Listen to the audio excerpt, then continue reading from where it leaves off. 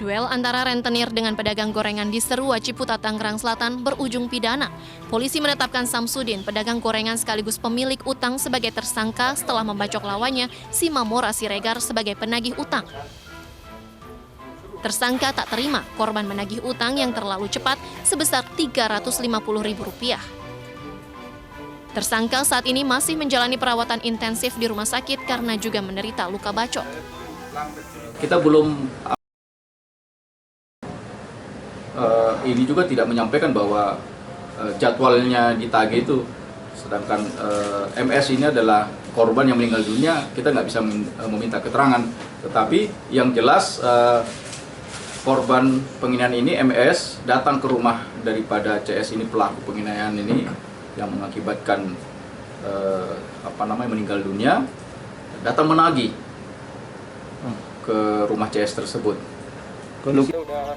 Sebelumnya, Samsudin, seorang pedagang gorengan, terlibat duel dengan rentenir Simamora Siregar yang akan menagih utang di sebuah rumah kontrakan di Serua Ciputat, Tangerang Selatan. Duel ini mengakibatkan sang rentenir tewas di lokasi, sedangkan pedagang gorengan mengalami luka. Dari Tangerang Selatan, Nunung Purnomo, iNews melaporkan. Polisi menetapkan pedagang gorengan sebagai tersangka kasus pembunuhan rentenir dan saat ini tersangka masih menjalani perawatan intensif di rumah sakit karena menderita luka bacok. Informasi selengkapnya sudah bergabung bersama kami Kasat Reskrim Polres Tangerang Selatan, AKP Aldo Primananda Putra. Selamat sore Pak Aldo.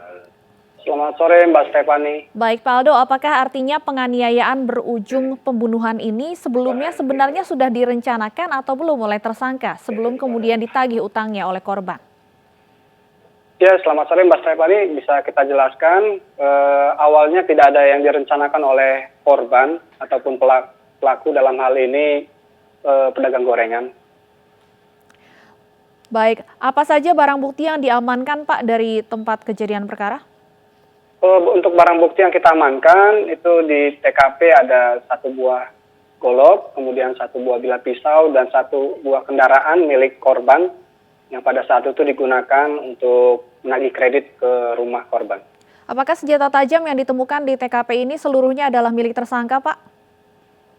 Untuk senjata tajam yang ada di TKP merupakan senjata yang tidak dipersiapkan antara kedua pelaku maupun korban.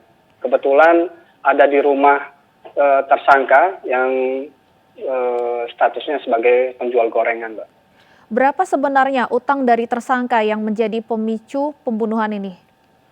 Dari info keterangan pelaku, pada saat pagi itu korban melakukan penagihan kredit sebesar Rp350.000 yang merupakan cicilan kredit dari pelaku, Mbak. Baik, terima kasih AKP Aldo Primananda atas informasinya. Pemirsa, AKP Aldo Primananda, Kasat Reskrim Polres Tangerang Selatan.